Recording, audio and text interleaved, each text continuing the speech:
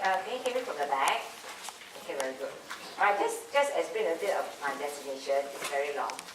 Alright, it's just that for me, I'm the executive director of the Academy of Singapore Teachers, but in Singapore we have 7 academies.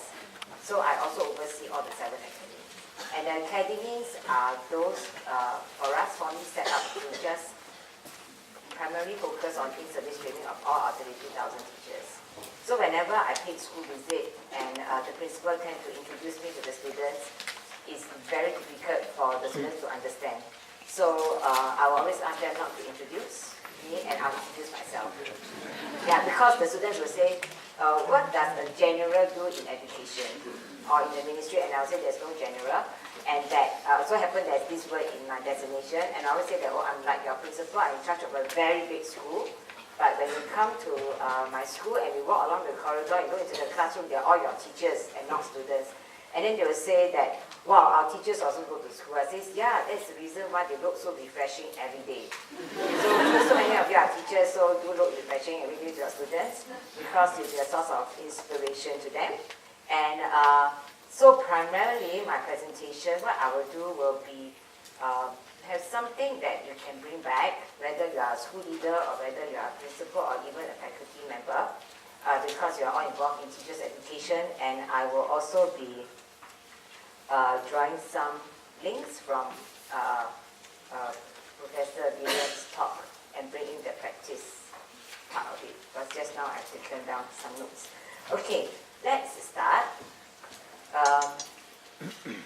So the outline of the presentation, I'll have 3: calling with planning, continuing education with passion, and courage with purpose. It's just I want to have a C and a P, that's all, for you to remember easily. Okay, so sometimes it doesn't make sense, doesn't really matter, because we do need some points to help us remember. Let's start off with calling with planning. If I were to ask you to describe your work in a few sentences, can you do it quickly in your mind? What do you do? If someone asks you, what do you do? What is your work? Can you just say, if I have time, I will make all of you write down, talk to your friends, and then later, but the time is running out. It's a very short talk. Usually in Singapore, when I give talk, it's about like 1 hour and 15 minutes. So you just quickly think through what you do, okay? Then later I will go through a few things, and then you describe your work in. Right, so you think, what do you do? Okay. Let's me go through. If I would ask Apple, what do you do? They say, oh, we make great computers. They are beautiful design, simple to use, user-friendly. Do you want to buy one? Maybe that's not Apple. Now, AST is my organization. Alright, we look after the academies, all the academies, and we look after in-service training of all our teachers. Our definition of teacher education is not just a pre-service or initial teacher education. Ours is from initial all the way until the teacher retires. Right, that's the whole spectrum as a teaching career. So if I were to say our vision is lead, care, inspire, we provide quality in service PD for all 33,000 teachers. If I were to ask a teacher, in fact I went for a school visit and this teacher asked me a question. How do we sustain our passion in teaching? No teachers, we are all very busy. Just for your information, all of us in the ministry, as long as we are in the professional wing, we have to be educators. None of us in the professional wing, was not an educator before. And just now Ida mentioned we have I have 3 stints with the school and I have 3 stints with HQ. So for us going in from Ministry of Education up to school and school back is a very common phenomenon. And so we have experienced policy formulation and policy implementation, so we won't have a situation where no one says that we don't understand them, because we have been in the ground as well. So this teacher said that I teach character and citizenship education, and I'm also involved in overseeing values in action program. Now, values in action program in Singapore is like a community involvement program, but it's not about how many hours you chalk up to render a service to the community. You must also learn from this service. Alright, so this is what the teacher said. Later I will show you something else. And in Northlight School, the school that I was from before I returned to the ministry, is actually meant for a group of students, for whatever reason, cannot clear their primary school leaving exams. Now, in the primary school system, we do not have retention. They will always be move on to the next level. But when they reach primary 6, they have to sit for this exam at national level, and if they cannot clear, they will repeat. But if they clear, they can go to the secondary school, and majority of them can clear, a small percentage cannot. And in the past, we have a group of students for whatever reason just find it very difficult to clear, so the ministry started a school with a very different curriculum to help them, and later I'll share some of these stories with you. And maybe the school said that this is what we do. Alright, let me just pause here, and I want to show you a video. It's actually, okay, I know we are taping this, but later on you can take this, or later you remove this video from your tape, alright? I need a permission from the students and the parents to just show this. Now this is a boy who couldn't pass his PSLE for whatever reason.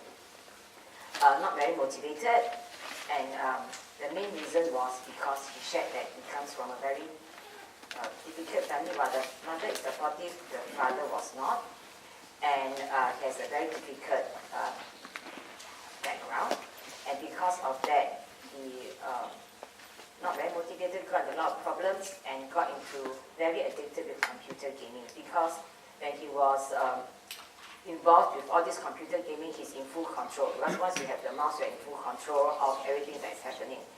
And then later on, he came to the school, and how a lot of things sort of changed him. Now there's one part where he will mention something like the frog to the prince award. Now what happened was in my school when I was principal then, we actually look up for students, not about results, but from character, from very difficult to become very good, like made a lot of improvements. So for girls, we give them a duck to the swan award. It means that the ugly duckling becoming the swan. But the boys, we give them the frog to the prince. Right? So it's really like an egg-shaped thing with the frog, and you add water. And after that, you pour out the water, you add fresh water, and this frog will become a prince. Right, so it's very symbolic.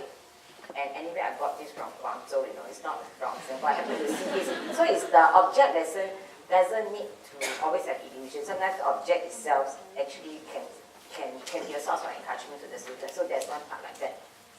Okay, so I will show you this.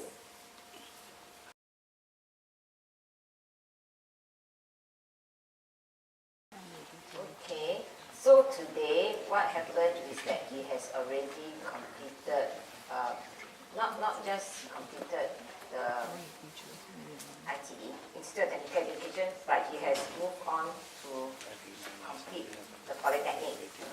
And who are the people who do the Polytechnic? They are actually the students who graduate from the O-level.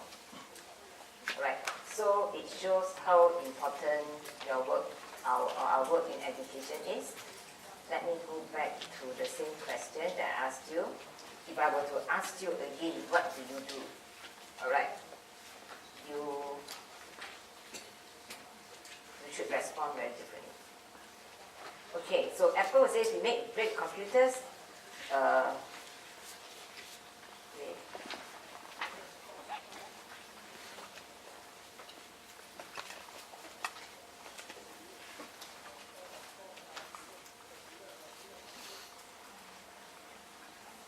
Alright, so the thing is that if I were to ask you, what do you do now? So this is what Apple would say.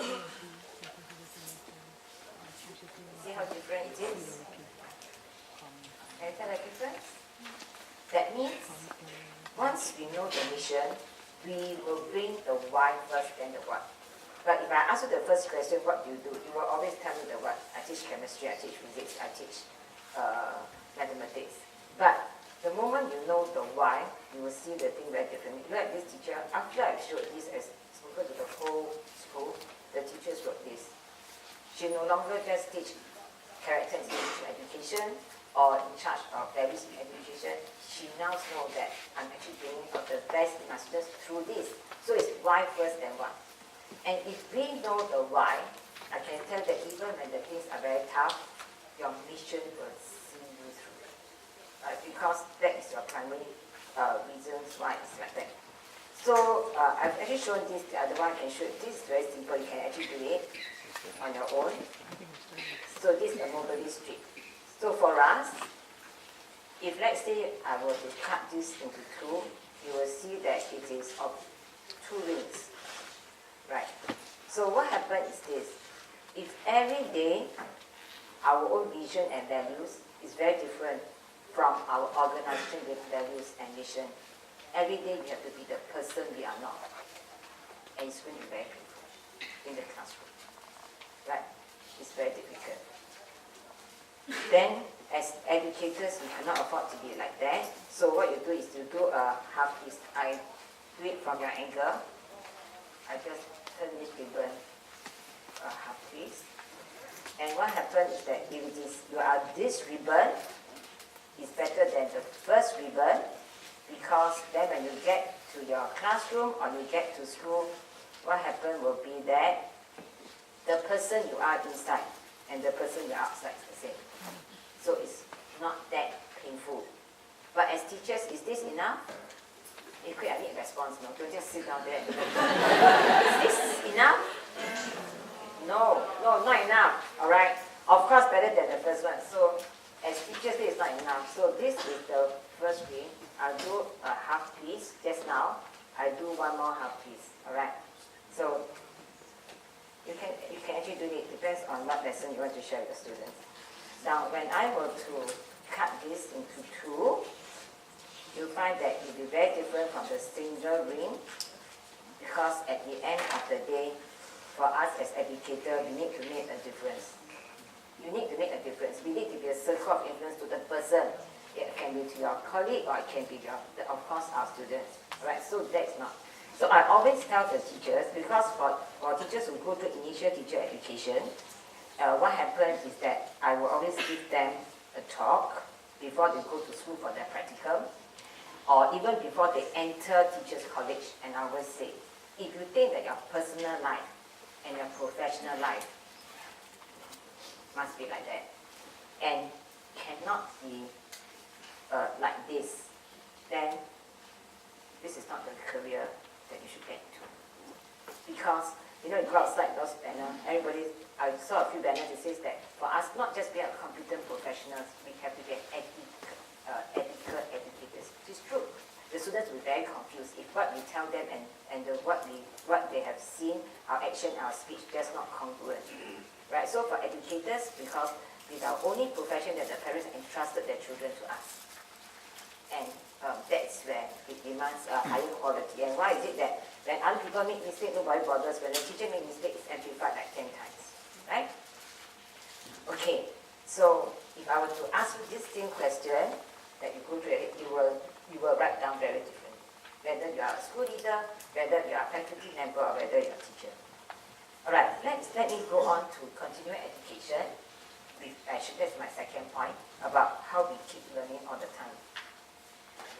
Okay, just as the whole world is going to my country during this period, Trump came and I'm here. All right, I should be there. All right, to join the excitement, but I just kept watching the news and our Chinese Asia and our Straits Times through my handphone. So you find that we put a lot of premium on education, and excellence is our pursuit. Excellence is not always about being the number one or academic excellence. It's just do your best, all right? And while Singapore participates in a lot of all these international benchmarks, it's really a good reference for us. All these international benchmarks will never be our rival. But it's a good reference because then it tells us about students, like how good they are as a collaborator, how good they are as a problem solver. Okay, let me just go on to our, one of the things that's very clear in our education service is this, about multiple pathways to success. And ultimately, every one of us will end up in work and life. Ultimately, it's not a degree. And that's why later on I will also look at it that we go into mastery of skills. It's not that paper, it's about learning. Right? So if you come to the university, You want to go for the PhD, you go for the master's. At the end, it's just for the paper. Then our learning will be very limited and be very stressful. But if you go for the learning, that's a different thing, right? Because to learn, you master the skills. And ultimately, it's work and life. And because of that, we are very concerned about the 21st century competency. So this, if you go to Singapore, you ask any teacher, every teacher will tell you that they know about this. So sometimes they may tell you that it's the Swiss rule. That's what they mean. All right, it's the Swiss rule diagram. Now, it's very important in the heart, is our core values. A lot of things will change, but our values will stay. Then the pink part is the social-emotional aspect, and the orange part is the 21st century competencies, and this is very explicitly communicated through our syllabuses. So it's very explicit. It's not by chance, right? So we are very conscious of that. Later, I will elaborate. It's very important for us. Okay, I must say that in general, we are very good in critical thinking. But I think we are not that good when it comes to inventive thinking. That is creativity. Not that good. And because of that, now we are trying to ask our teachers to let go. Don't, as what Professor William mentioned, we are saying don't just look at the product. Instead of process and product, look at process and progress. All right? It doesn't mean that we need to have an excellent, perfect product. If we strive to just always look for perfection, then you are very scared of failure. Failure should be part of the learning process. Even as teachers, as educators, or as school leaders, we will make mistakes along the way. Not every experience will be a pleasant experience, but every experience must be a learning experience. So failing is okay, it's just part of the learning process, and you just do better each time, and you help our students to redefine success. So we want to play down the academic excellence. That means we don't want our parents and our students to be so obsessed with the exam results, but we want them to be more holistic. That's why we have some measures like we have stopped giving our media our top scorers, so they've got nothing to write about. All right, so we give them stories like how this child went through a lot of hardship and then still like what challenges have gone through. All right, so they can write about some of these things, because seriously, in the currently, knowledge is no longer power, because you can get knowledge anywhere, right? You just go into Google, you can get the knowledge, but wisdom is power. But how do you get wisdom? You can only get wisdom from experience. How do you get experience? You just need to fail at times to learn from it. So that's basically this. And for this part, it's very important. Our students will go out and work with people very different from them, so they need to understand cross-cultural awareness, right? Not just about the language, but about the culture with people who are very different from them. So we are very into this now. Okay, so for this, we want for our teachers to help our students with 21st century learners. They themselves must be 21st century educators. You know, our founding Prime Minister, Mr. Lee Kuan Yew, he actually said once, the country is as good as its citizens. And the citizens, they are as good as the teachers. So teachers, they are all very important, because we bring up the next generation. Right, so just mention about the competency. Let me just share with you about this. It's like our teacher recruitment is very unique in the sense that we do planning right from the start. That means our MOE will come in to do planning, like we project over a period of 8 years. What type of teachers we need? Is it physics teacher, chemistry teacher, and what level? And because of that, we actually did right from the start. So we shortlist, then the teachers will come. If they are shortlisted, they will appear in front of a panel. They have to present a 5-minute lesson presentation. You know, like some people keep looking at the floor, keep looking at the ceiling, then you know that that person cannot be a teacher, right? Because if you cannot even present to a 4-member panel, how can you teach a class of like 30 or 40? So later on, when they cleared that, they will be sent to a school for 6 months called contract teaching. So that 6 months is very important. It's for them to ask themselves, is teaching for me? It's also for the school principals and the heads of department to let this teacher is teaching for this person. Sometimes you have stellar results, but you cannot be a teacher. No? Right? Either your disposition, you are very impatient, or your values are not quite aligned, or things like that. Then it's better that you don't step into the university, the National Institute of Education, because the moment you step in, every student teacher is an employee of MOE. So because of that, and you cannot clear through for a reason, you have to pay your LD, and it's going to be very expensive and costly. So it's better to be cruel to be kind. It means the moment you find that this is not suitable, you will say you are not suitable. The moment you say that even nothing will happen to you, right? So that it is fair for both parties as well. Then after that, when you go to pre-service, we will actually work with them as well. So there's a session of pedagogical practices where the NIE lecturers will co-teach with the master teachers. So the university lecturers will provide the theory and the master teacher will provide the practice, so that you have a close nexus between theory and practice. So then we have on the way to become beginning teachers. So what is our goal?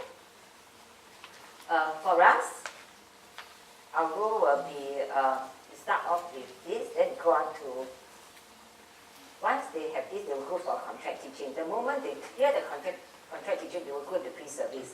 And before they enter the National Institute of Education, that means the teacher's college, the master teacher will give every student teacher a compass.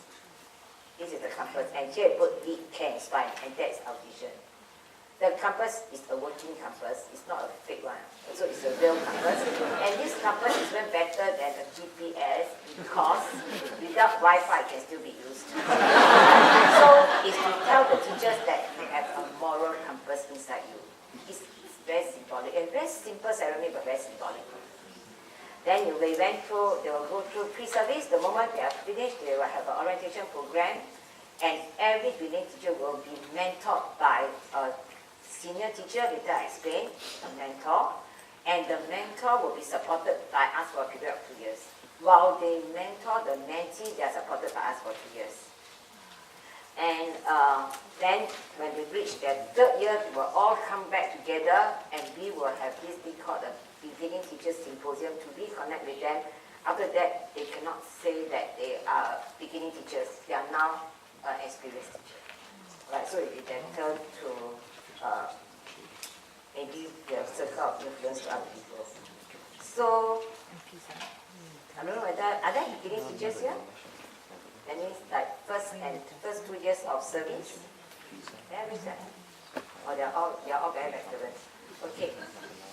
So for all the teachers, they'll come and they'll say, this is the one that I've chosen for. Alright, they'll say that, oh, I'm very scared, I'm very afraid, I'm very concerned. You say it's okay, because you'll be mentored. And when they're being mentored, you find that, oh, they're not that bad. Then by the time they reach their 3rd, 4th years, then you find that, well, now it's their turn to mentor other people. Right, so this is where you find that it's nothing rocket science, you just practice your power of observation. Okay, so they'll be on their way to become an experienced teacher, and then you'll continue the in-service training. So it is a very stringent and a rigorous work map. This is our teacher growth model. Now look, it's not always about being a competent professional, it's also an ethical educator. And not only that, as a teacher, you cannot always learn on your own. You have to learn with other people. So a collaborative learner. And once you become a senior teacher or a lead teacher, you will then take on competencies to how to become a transformational leader. And we cannot all do all our work on our own, right? So we need to work the community. Now, what does this look like? I give you a very simplistic idea. It is something like that. If you can imagine, we have a very detailed roadmap. If you can imagine something like that, each category, beginning teacher, you have one set of this. Experienced teacher, you have one set of this. Senior teacher, you have one set of this. That means you have core competency and optional courses. So it's a very complicated matrix. And each of these will have many other courses that the teachers can take. So they have a very systematic roadmap. Now is our midterm vacation, right now in Singapore, and it's 4 weeks. So the 2nd and 3rd week, we call it protected time. That means the schools cannot call the teachers back for any meetings, and we at the academies cannot conduct training. Even if they beg us to conduct, we say no. Alright, so these 2 weeks is for them to recharge. Force them to take a break and to recharge. Right, so that's why it's called protected time. So it's, that time is being protected, and that's part of our staff well-being. Okay, in Singapore, we have 3 tracks. Alright, we have the teacher track, the teaching track, leadership track, and senior specialist track. In the past, we only have 1 track, and that's the leadership track. But in the course of the years, we find that, but we have this track for a very long time already, for I think more than 15 years. Now what happened was that their teachers would say, they are very outstanding teachers, but they say, I just don't want to be an administrator. I don't want to be a head of department. I don't want to be a school leader. Now some teachers just don't like to be reporting officers, you know what I mean? Your supervisors. Alright, you just don't like, I'm very good in the classroom, I just want to teach. So we say, okay. So we started these 3 tracks for the teachers to do what they are best at and enjoy doing it. So if you want to be in a teaching track, you can become a senior teacher, then a lead teacher, or a master teacher. Okay, and this the senior teachers with the school, lead teachers with the cluster, one of that cluster, and master teachers and the principal master teachers. And so this year, the highest pinnacle of the principal master teacher. This year we have a principal master teacher who is promoted to super skill F, and that's equivalent to a very experienced school principal. So there's no such thing as an inferior track or a superior track. It's just do what we are best at and enjoy doing. So that's our 3 tracks. Okay, just now your workshop is very good because you have principal, vice principal teachers together with your lecturers to share some of this workshop. So for us, this is very important. Teacher ownership and teacher leadership. So teacher-led is very important. So many of our courses, it is teacher-led. Teacher-led means like for teachers by teachers. So the master teachers will come in. Later I'll show you a video to show what good teaching is like, for example. Okay, because they will then support the teachers. Every school, we have this person in the middle called the school staff developer. This school staff developer is here to sort of help the principal to plan for professional learning opportunities with the principals. So these are the academies. This is a very important slide. It shows what your Secretary for Education talk about it. It's a tripartite. MOE HQ policy, NIE, preparation, school practice. The tripartite is very important. It's very closely knit. There won't be a situation where a student teacher come out and says, oh, I actually don't know what we are not taught for our initial teacher education. It will never happen. Okay, let me just go through, I mentioned the mentoring. Let me just go through this part about learning communities. I have a PDF file, all right. I will send a PDF file, we can send it to you. Now, the learning communities like that. In school, every school will set aside 1 hour time. All the teachers to be common this 1 hour, go into professional learning community. And inter-school is network learning communities. That means when we found out that when teachers learn in a group, and when teachers learn as an individual, very different. When you learn in a group, there's a higher level of professional discourse. There is shared leadership, and there's also shared, you also know who are the experts in the group. It's actually more powerful. So we have a very systematic, about 300 network learning communities we have, and they're all ground up. Okay? And at the school level, it's called the professional learning community. It's the professional learning communities, and this is the network learning communities. So I mentioned the second point. The last one is courage with purpose. Moving forward, what is the future direction in professional development? We have started this in situ.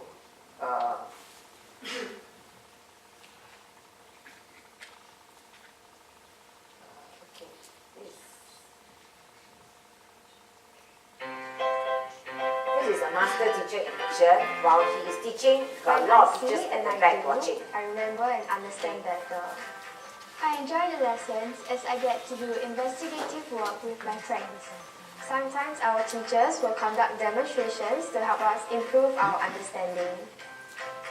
I also get to do hands-on activities Okay, with this is my what I mean by doing and thinking. At times, we use Alright, the promo for do and think at collaboration. the same time. Applied We learning share our as a pedagogy. observations and present our findings using whiteboarding. I like the interactions with my classmates as we have to explain and justify to the class our group's answers. It also helps us to learn from one another, and with our teacher's facilitation, our learning is enriched. I find this realistic and meaningful as I can connect what I read in textbooks with what I do. We work in teams and support one another's learning. Our teachers also ask questions to clarify and check our understanding. I look forward to all my science lessons. Okay, so moving forward, we would like to have more blended learning because now many of our teachers are very familiar with technology. Okay, talk about technology. Even for them, we use a lot of technology, but please remember, it's pedagogy that drives technology. It's not technology that drives pedagogy. Alright, technology cannot be a master. It's always the tool. So you don't show people that I have this, but it's the pedagogy that's important. But technology, yeah, they do enhance learning. And we have a portal that help our teachers to go into that to enhance their learning. And Skills Future, we are now playing down on the qualification, but we want to ask our teachers to master the skills. Because teaching is a craft, if you don't hold it, you will lose it. And that is what we have been advocating. And I want to go into this. There are 3 ropes here. Okay. So we cannot work in silos because the powerful part, the innovative part, is actually in the overlapping part. Right, so it's so quiet, that's scary. Okay, so at the end of the day, you'll find that, that subject, Prof. William mentioned about the subject integration, is like that. At the end, they are all linked. So you cannot just say that I want to be like that, like that, like that. Alright, the interdisciplinary aspect will then be very important. Okay, now if I were to ask you a question, how does your way of thinking about the things you own change if you see yourself as the steward and not the owner? Whatever we are doing now, we are all steward. The students are under our charge. Alright, it's our responsibility to bring out the best that teachers, not me. Like for example, when I was in the Northlight School as a principal, I can tell you when I have to return to the ministry, my friend says, wow, you brought up the school and then now you just leave, then another person will take over. I say, it's fine because the school doesn't belong to me. The school belongs to the Ministry of Education and I'm just a steward. So that was the reason why I refused to allow my teacher to talk to the students and I talked to them and I said that, I am seconded to the school to help you all to start the school and to see how you all have grown. And I said that when you borrow something from people and you're finished using it, what should you do? They say return. I said that's very good. Now I'm seconded to the school and now after 6 years, you are growing up very nicely, I'm on loan. So what do you think I should do? They say return. I said that's very good. Alright, so that I don't want them to think that, because we are so naughty, the principal don't our principal, and I told my teachers stop playing the PowerPoint from 2006 to 2011 and make them cry in the process because in the first place, alright, they have enough problems. So that, they look at it from a very logical point of view and everyone went back to normalcy as soon as possible. Because we are just stewards, we are not owner of what we have. If we keep too close to, like, this is my own and I don't want to share, and you know what will happen? At the end of the day, the sharing will be very limited. Okay? Let me do a few more object lessons from you, okay? First one is this. This one, I have asked, I have put it in the website, the organizer will send to you. This, you look at this, these are all smiling and happy and sad faces, right? Correct? Yes. Alright.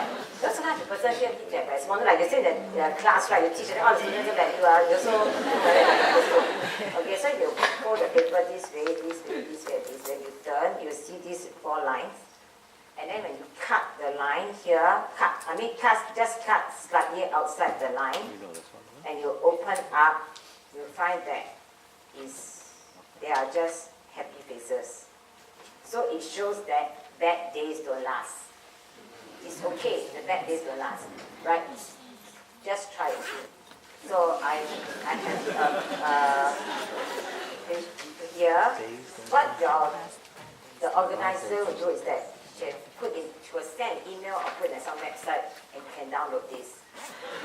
Right, so what is the first thing you should do? What should you do? Cut. But before you cut, you should photostat. Right, if not, you will end up photocopying this. You photostat first, then you cut and then you fold. This is very therapeutic for yourself and also for students who feel very hopeless. And the thing is that this is a hope tear. You must give me a few minutes, I must show this. Because they will use it to inspire their students. This is hope. Okay, this is hope. Do you know that when Jeff failed his PSLE, it's like a hopeless end. Am I right? No more hope. Same thing. You know what? Sometimes your students don't give up hope. It's because the teachers didn't give up hope on them. And they wanted to give up hope, but the teacher didn't. So this hope is very important. This one you can actually teach you how to do it. So you tell this hope because it's like hopeless and right. But because they need very inspiring teachers like all of you, and you then give them the hope, it becomes a situation of endless hope. So,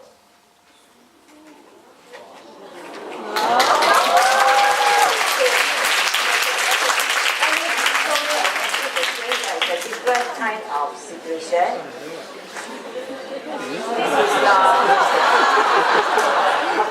it is real money, okay? So I wrote 10, alright? This is your Hong Kong $20 dividend tender.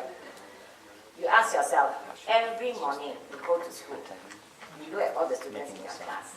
If you are a principal, you go to school, look at all the teachers in your school and the students. If they come to you with a value of $20, like what value would you want to see in them when they leave the school in December, 31st December? Let's say look at the calendar here. Well, you're very inspiring in 1,000. It's yourself, you know, alright? Or if let's say you devalue them, it's worse. Like 20 become 10, well, it's worse, right? No, you know you can devalue them.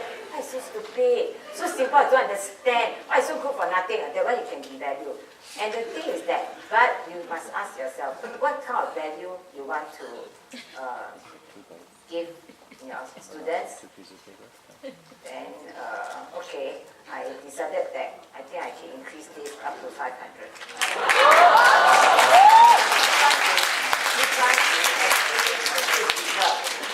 Actually, I wanted to change to 1,000, but I'm afraid I made some mistakes. Okay, now I can teach you to do this. How do I do this? You can, it's the same as the hook, exactly the same, but because it's money, so it's 1 to 10, and instead of number 17, I use blue tag. So what happened then? Depends on what message you want to tell. So you do this. Okay, you use the blue tag. You put behind. Actually, I wanted to use $10, but your $10 is plastic, very difficult. Paper is easier. So you tell your story, and that is your lesson. That's the most difficult. This thing is not difficult, but you tell the story. What story you want? Then you fold. Right, you fold. As you fold, you unfold. Do you know? As you fold, you unfold. The same thing as the hook, but it's just there. Okay, you unfold, and then that's this. Before you do it, just practice a few times in front of the mirror. Okay, let me just show you this.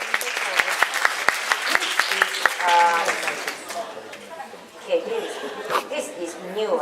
I just, okay, let me show you this. I need 2 volunteers.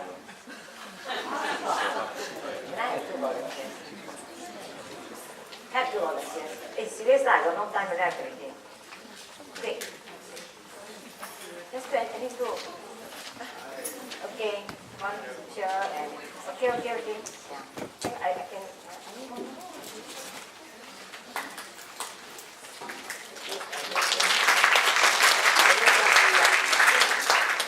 Okay, can stand far away from me. Okay, I did this PowerPoint. Karen, this and this doesn't coincide. Alright, so what I'm going to do is that, what's your name, please? Let's see, okay. I will ask them to I'll ask them some questions. Oh, this is too difficult for Karen. Okay, since too difficult, I'll show you one while our technician help this. Wait, okay, so here this is a stainless steel square frame. A shape that you would like to see, but it's very difficult. No angle. What shape? Square lah, this is square. But I want a shape that is difficult but without angles. Circle, very tough. Right, so when you look at a problem, the first thing you solve the problem is reframe. It happens in any of the STEM area or whatever. It's very tough, right? Research, technology, all this is very tough, but you must reframe. The moment you reframe, it can happen. Right? But if you don't reframe and you start looking at the problem at the same side, it can never happen. And alright, so now I can. Okay, now you stay where you are. I start off with pen. Alright, Penny, you look at this chart. You write a number on that card. Just write a big number. Look at one number. Okay? Okay. Is the number here?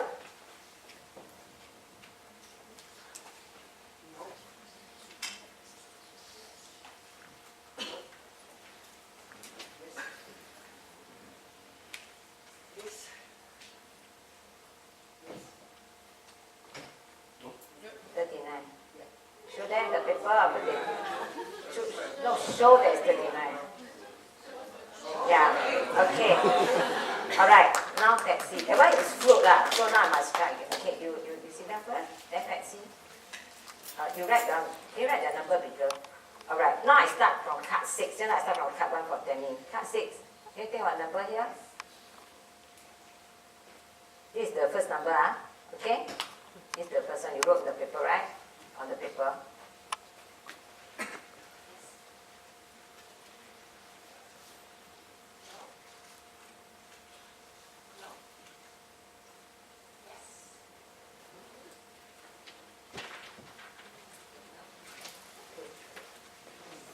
Okay, now this shows that I can give you make a difference. Actually, it's no good. It's extrinsic motivation. Okay, now I want to tell you that I just want you to know this is not magic. It's object lesson. Object lessons are pedagogy. It's a pedagogy because 75% of us are visual learners. You can forget all that I say, but you can never forget what you have seen. Right? And that's happened to our students. The other thing is that this cup, is just a cup, nothing fantastic about this cup. But if I were to blindfold you and I pour water into this cup and you drink the water, you will tell me that it's orange juice. Alright? Because the smell, if I blindfold you, it smells like orange and it tastes like orange. So the best thing is to get one that's like Coke. Right? Then you drink Coke, but you think you're drinking Coke, but you're drinking water, which is the healthier version. What does this tell us? It tells us that our mind is very important. And that is the reason why when you go about helping our students and inspiring them, your mind is very powerful. And their mind is very powerful. They must always think that hope. Hope is about not wishful thinking, but confident expectation. You expect something, you work hard at it, the teacher, and can help the students to achieve, right? And be realistic. And my last object lesson will be this, which I've shown earlier on, but it's a very powerful object lesson. Can I have one volunteer? You volunteer?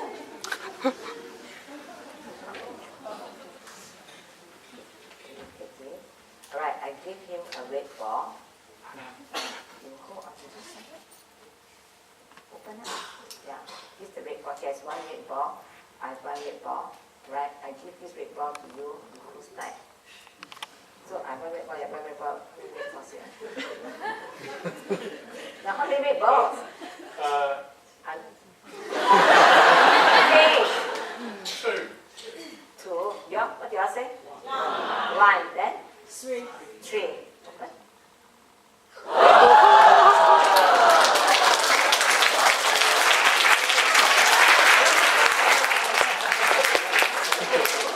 Now, what I'm saying is this. When all of us come together, 1 plus 1 will not be 2. Okay? If we all come together, it can be very explosive, our impact. So don't underestimate the power of a teacher in the classroom. If you are down, we should work together. As educators, we don't need to compete. We should collaborate. Ultimately, it's not the promotion and performance bonus that make us happy. At the end of the day, the mission and to see a child turn around makes us even happier than our performance bonus or promotion, which ultimately become part of our salary. And up with 2 quotes to you. This one. Okay, now I have a problem with you. Okay, this one, I'll tell you these 2 quotes which I put into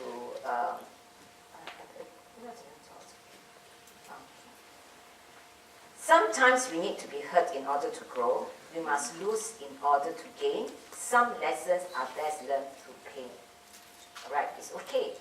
You'll get wiser and better each time, as long as the thing doesn't kill us. And my last quote is this, which I have it in the academy. Courage doesn't always roar. Sometimes courage is the little voice at the end of the day that says, I will try again tomorrow. It's okay. If we tell our students, don't be afraid of failure, learn from it. Same with us, right? We should also be resilient and learn from it as well. Okay, so with this, I would like to say a very big thank you for inviting me to come. I always enjoy talking to teachers because in the process of helping our teachers, we will in turn be able to help many, many of our students. And just tell ourselves that we belong to a very noble profession, a very meaningful profession, and at the end of the day, our country really is as good as the teachers we have. Thank you.